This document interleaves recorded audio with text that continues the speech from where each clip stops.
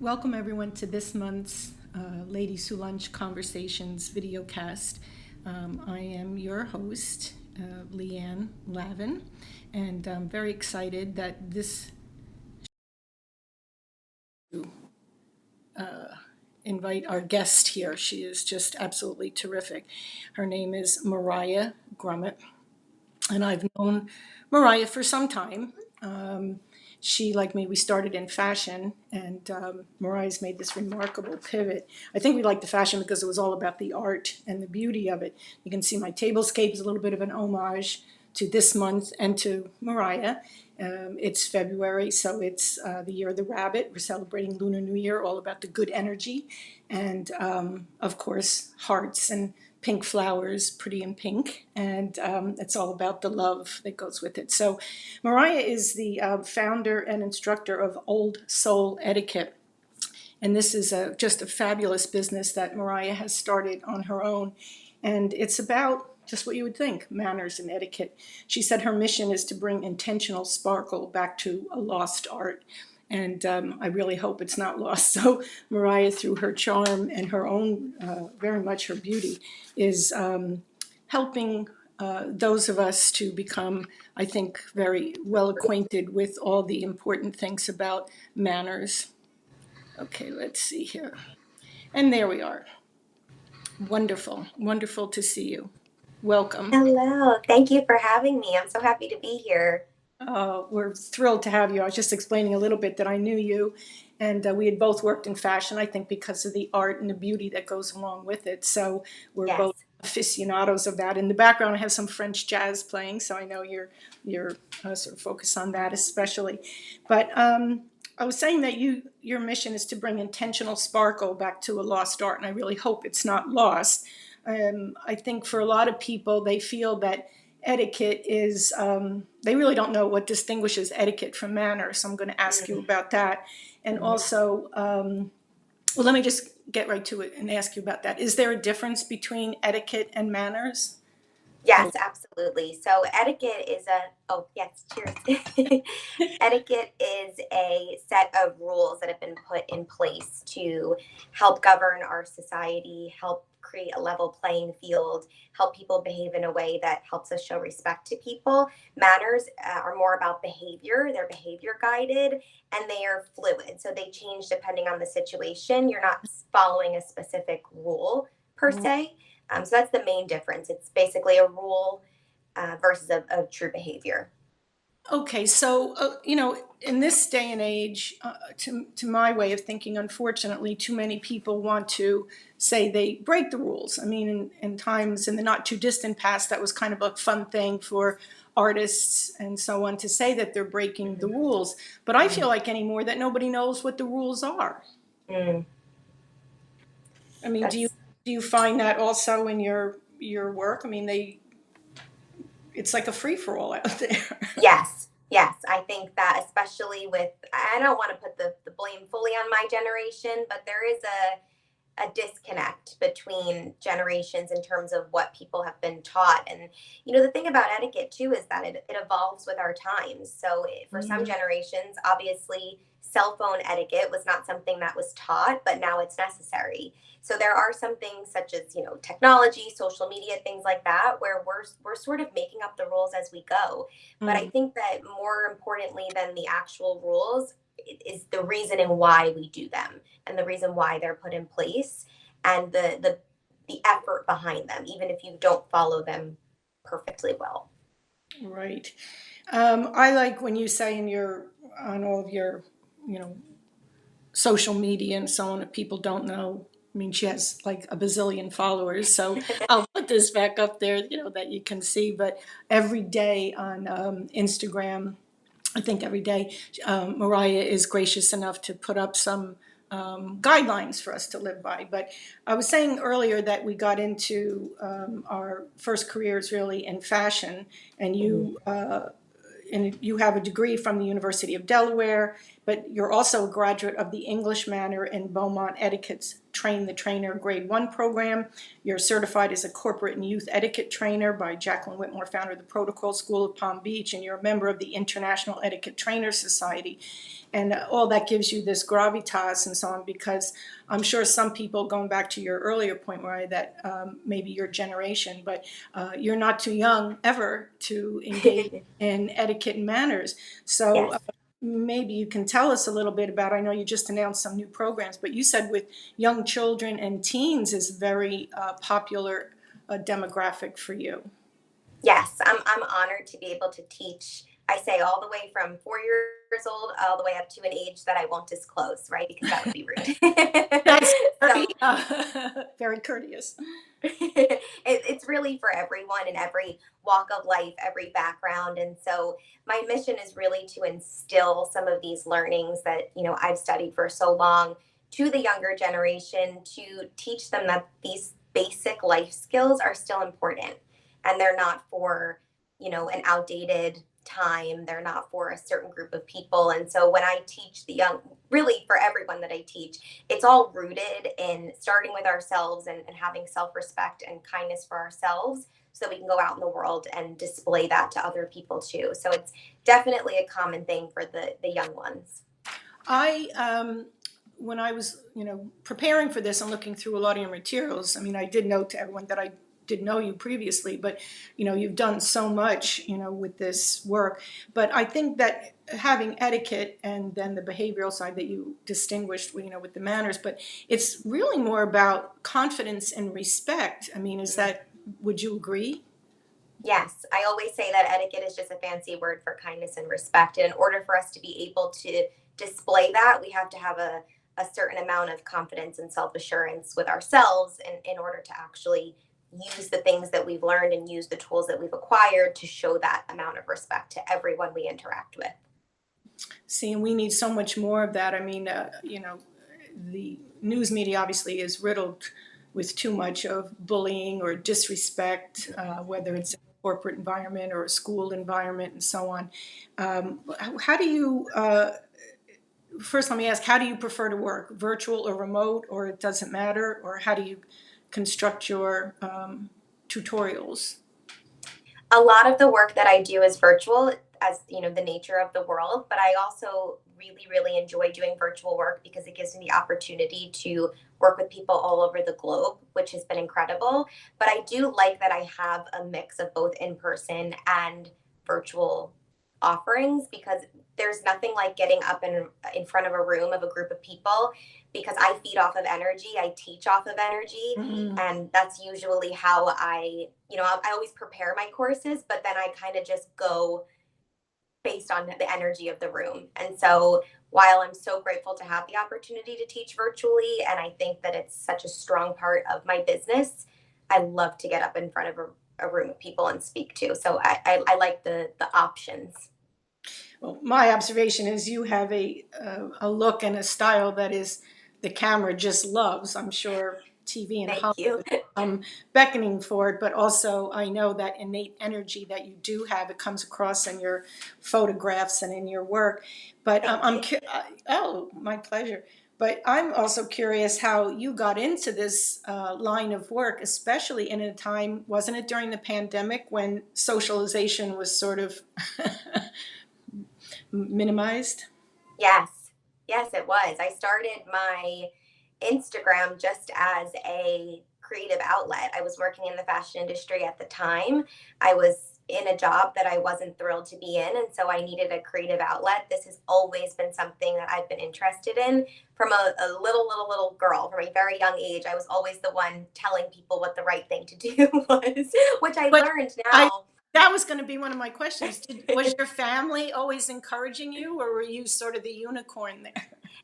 I have to say that I was not brought up in any kind of fancy or overly well mannered household. However, I was always taught to be kind to everybody. You treat the person cleaning the bathrooms the same way as you treat the person that owns the building that the bathroom is in. That is something Mhm. that my parents have instilled in us, my grandparents have instilled in us, and that's the root of what etiquette really is. And so when you take away all the rules, so to speak, that's what it's all about. And so that's something that's been ingrained in me, and also something I've been very passionate about from a very, very young age. So it's what turned into kind of a soul thing. And then it was a creative hobby. And then ultimately I was able to turn it into a business once I took it seriously and went to school for it and was able to offer classes and things like that.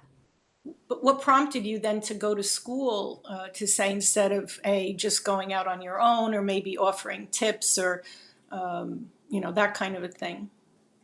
Partially self-study, but for the most important reason is because if people are coming to me to learn something, I need to be credible and I need to have a certain level of knowledge that makes me an expert. Otherwise, I can't call myself an expert. And so I've done years of self studies and self reading, but in terms of my certification programs, I did 9 months of school to learn all of this and perfect it, so that way I can teach it and teach it in my own voice. Right.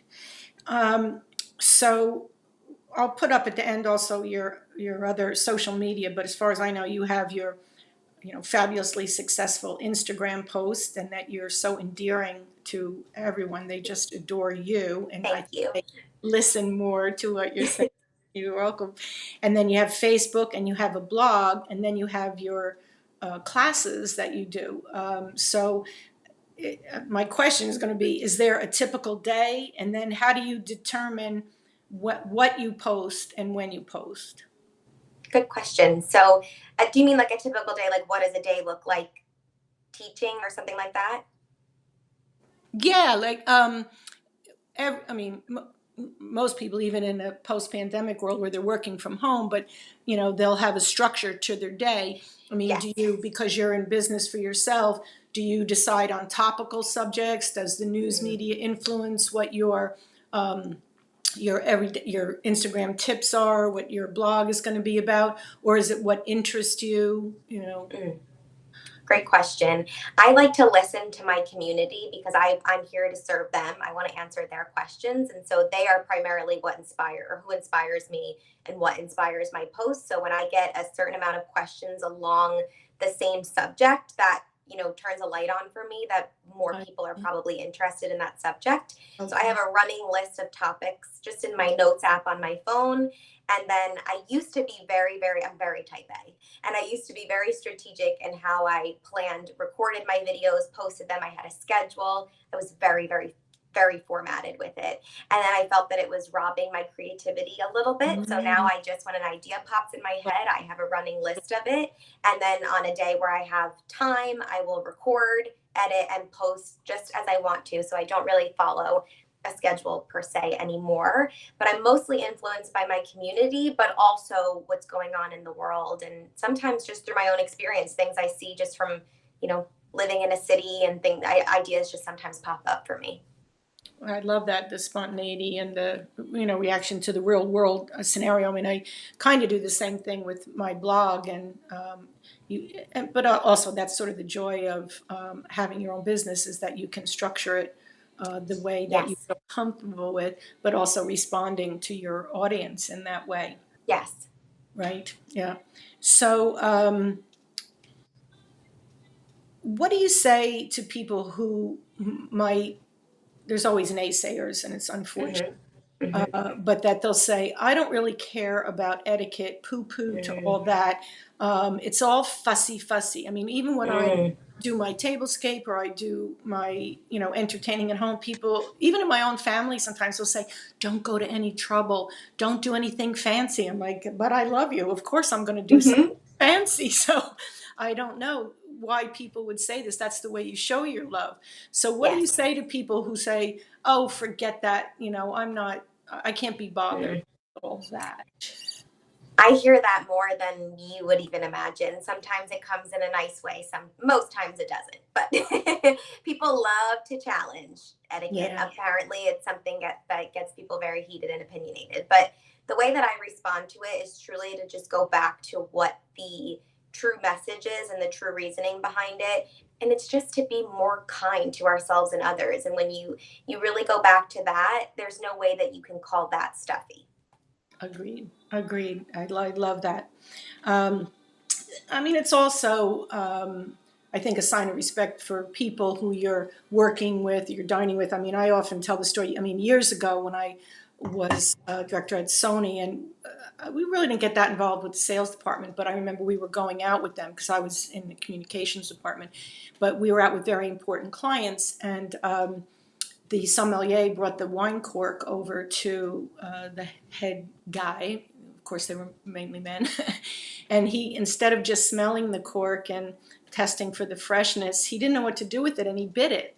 And he looked at it and he bit it. And then I said to my boss at the time, I said, we need to get a manners expert, a table manners expert. So it was like really focused.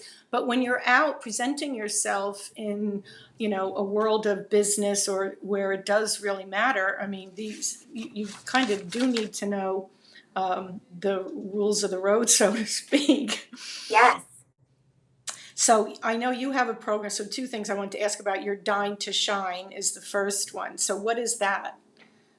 That is like everything you want to know about dining etiquette at a very basic level, things that you can actually implement in your life, whether you're dining at a formal meal, you're eating at home with your family, or you're going to someone's home to eat. So it's just a dining etiquette 101 course, and it's taught in a way that makes it very applicable to our everyday lives. So you could take the course and then sit at dinner that night and be able to implement what we discussed.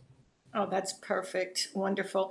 The other thing that I, as a communication expert, I'll say for me, is your body language. I mean, often in communication, I would say to some of my clients at the time, if someone asks you, is everything all right? And you say, it's fine. What's the matter? And you say nothing. Or if you say nothing, Mm-hmm. you've sent two different messages. So I noted that in your work, you talk about your body language. So can you explain that and how it works so that people don't feel like they're always, on edge about what they're communicating? Yes, there was a study done by a group of professors, psychology professors in the late 60s, and they studied the way that we are perceived by people. And they broke it down into a few buckets. And just to make a long story short, or a long study short, over half of the way that we are perceived by people, especially when we're first meeting them, is through our nonverbal behavior, which includes our body language, our energy, what we're wearing, anything that has to do with us not speaking. And so I think that number one, that takes a lot of the anxiety away for people who are always worried about, did I say the right things? What do I say first? People are paying attention to your body language way more than they are paying attention to what you're saying. So they have to work together. And so I always say you want your body language to work with you and not against you.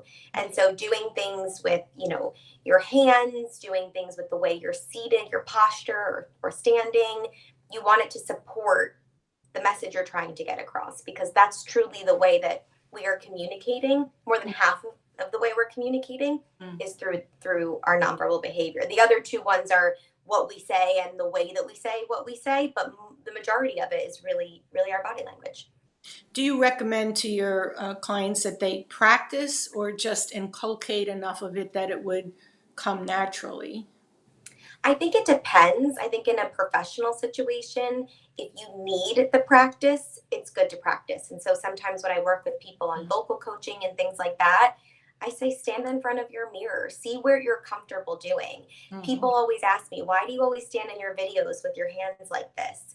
For me, it just feels comfortable. There's no science behind it. I'm also a big hand talker, and sometimes that can be distracting. And so this helps me keep my hands together, but it's not any kind of specific science. So if you feel like you need to practice in order to help your confidence, absolutely. But it's also something that should just be ingrained in the way that you interact, because if it's not natural, that will also come across, that way too. Yeah, that says a lot about it. So I do think people need, to me, there's nothing wrong with so-called practicing. It's not artifice to learn a skill. And I think this is a skill.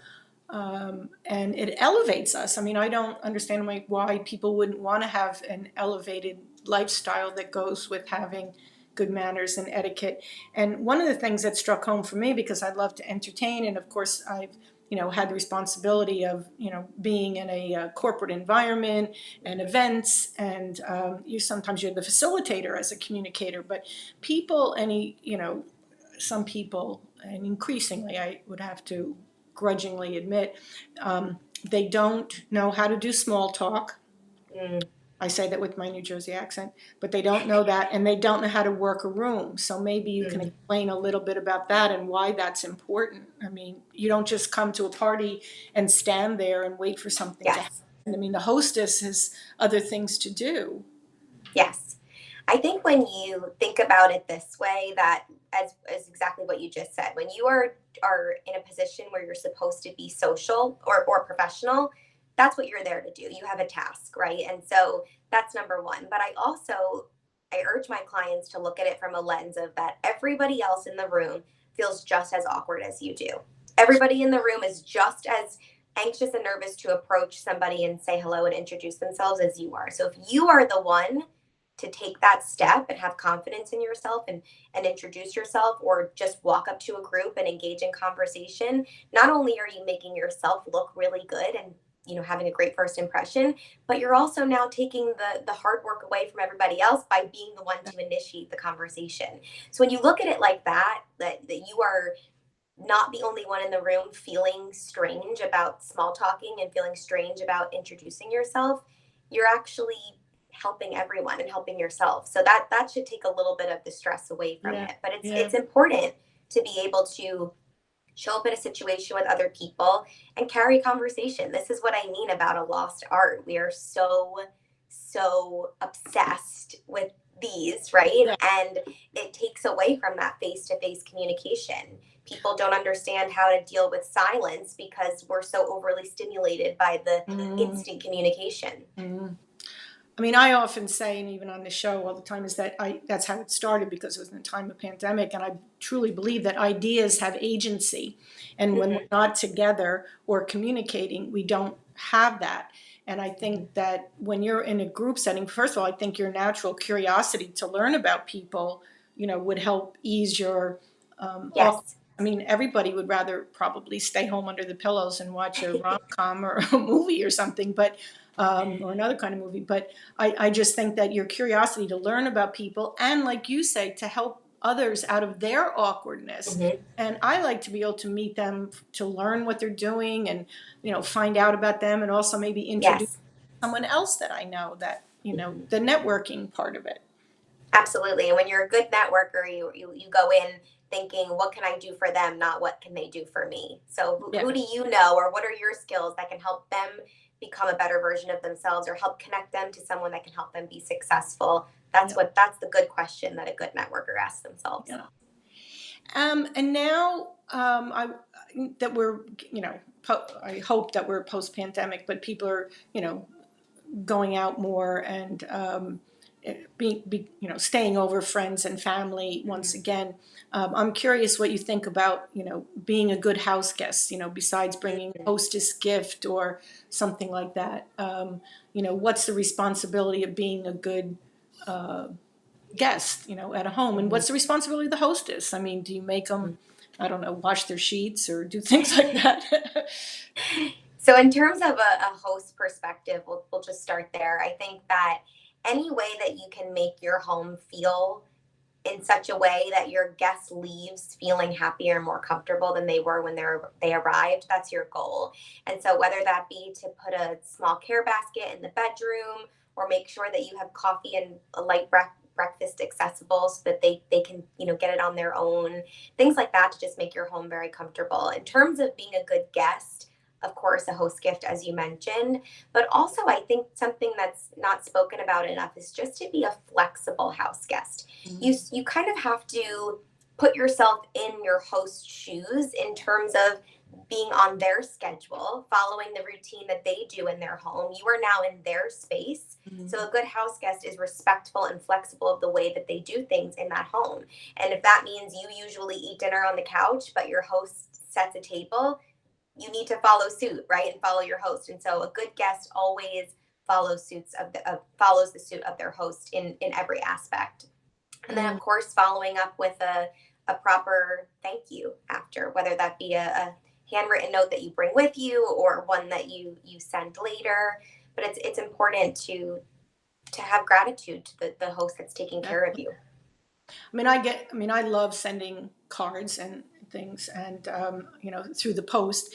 But oftentimes people will say, well, just sending an online greeting or something is acceptable. So is there a protocol for that online versus the post? I think that I am one for handwritten thank you notes that you send in the mail personally.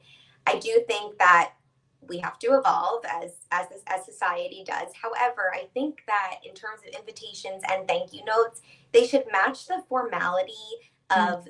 of you, of your brand, of the event that was happening. And so if a friend hosted you for a casual dinner, in that case, maybe a text thank you would suffice. However, if you went to somebody's home for an elaborate dinner party that they spent Mm. a lot of money on and a lot of time setting up, and it was a really thoughtful event, that's somewhere where I would send a handwritten thank you. I mean, I always do. I'm talking on behalf of people who are asking, is it okay?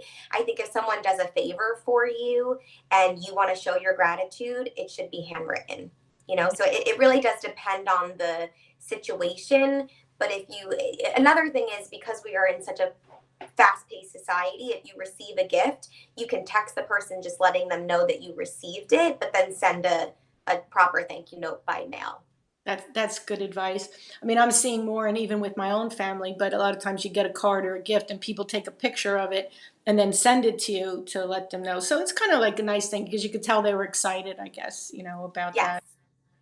that. So I have a couple, I can't believe how much time has gone by already, but I have a couple of questions going forward. It's like, what do you see well, two things. I'm going to ask you personally, but then also this one first is I wrote, if someone wants to follow in your very stylish kitten heel shoes, how would they go about it? Like, if they wanted to make a career pivot. The whole show of Ladies Who Lunch Conversations is, about inspiring women like yourself. So if someone wanted to do this as a career and they never thought about it, how would you recommend that they approach it?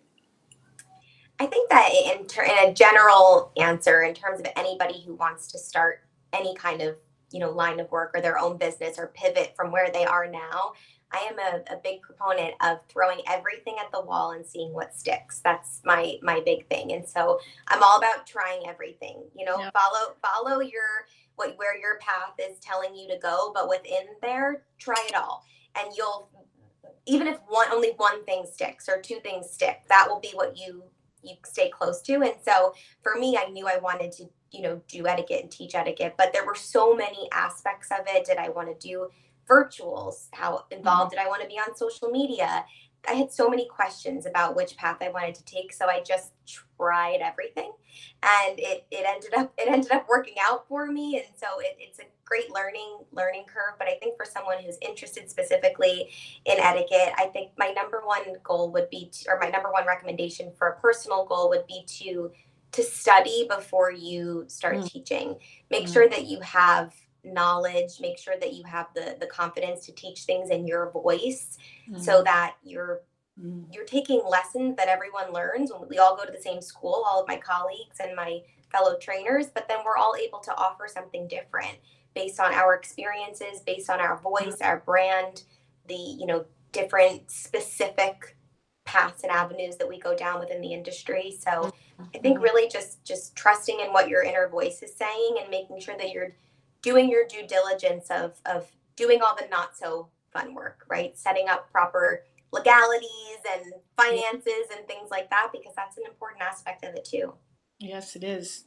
That's what my old boss, said to me at a company reunion not that long ago. It's like, people sometimes complain, but Leanne would say, that's why they call it work. It's like there is that balance of, that it's fun, but it's also, it takes a lot of grit, to be able Yes. to make it work. So kudos to you.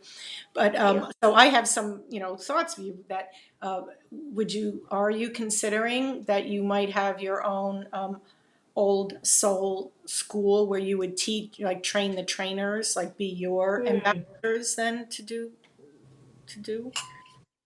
I think that might be something down the road that I consider. It's not on my radar at the moment. But I think that it's something that I would consider in the future. Yeah, I think that would be pretty cool for most of us, uh, to see you to have a school like that, and build out that brand. But I also thought, I mean, you seem like such a natural, and I would certainly advocate for you with my publishers. I mean, for people that don't know me, I've written a lot of books, and some of them are here. But you should have a book. Have you thought about that? Well, stay tuned. Oh, That's all I'm saying right now. okay. So I'm not saying you folks, you heard it here first, but I'll like a little bit of a first that maybe that's it. So cheers to that. So I Thank will be at you. book signing whenever that happens. Yeah. Thank you. So speaking of cheers, I mean, now I always ask my guests, what is your favorite cocktail or your favorite drink? Ooh, that's a good question. So my favorite, I'm not a great, it's funny to say, alcohol doesn't love me very much. So But Veuve we all Clicquot love. is Veuve Clicquot is my choice if I'm drinking alcohol, but I'm a big, big tea drinker. I drink tea all day, every day. Like a green tea or chamomile or any special kind of tea? I drink Earl Grey in the morning and chamomile at night. Yeah, that's almost what I do. But I do love my coffee. I have to say, I love it. But I'm going to take you up on your suggestion that we get together in Gotham for a tea party in February. Yes, So, well, yes. there's many great tea salons and hotels that do grand teas. So I'm really going to look forward to that. So a tea drink, but maybe I make a drink for you besides the other thing because teas go very well in some cocktails. So I can do like a, Yes. yeah, create like a And and we have your book on the bar. Oh, you do? Of Oh, course. that makes me feel good. That's wonderful. So, I can't believe it, but we're real. I mean, I could keep on going because I have so many other questions that we didn't get to, but hopefully they might come up, like maybe, and I'll post this to Facebook later, and then if there's any other questions, we can answer it that way. Sure. But is there anything that I didn't ask you that would like to share or tell the viewers? I think we covered a lot. I just really, I know that your whole platform is about inspiring women, and so Yeah. it's just a message to anyone who has a dream, wants to go after something, even if it's unique and strange. When I told people I wanted to pursue being an etiquette coach after having a really good, solid entry level career in the fashion industry, really great company, a really good road ahead of me, and I I remember. decided to throw that all away to follow a dream. And I just urge you to do that if that's what speaks to you, and that's where you feel that you should be. Follow your gut, even if it's super unique and people kind of tilt their head when you tell them. Just put your blinders on and go for it, because you never know where it may take you. Well, that's beautiful, thoughtful advice. So I can see why you named your enterprise Old Soul Network because you're certainly an old soul and possess a lot of wisdom and Thank you. eternal beauty. So Thank you. I Thank toast you. to you and your continuing success. Thank you so much. Thank you so much. So say Thank, goodbye. bye, everyone. Thank you, Leanne. Bye.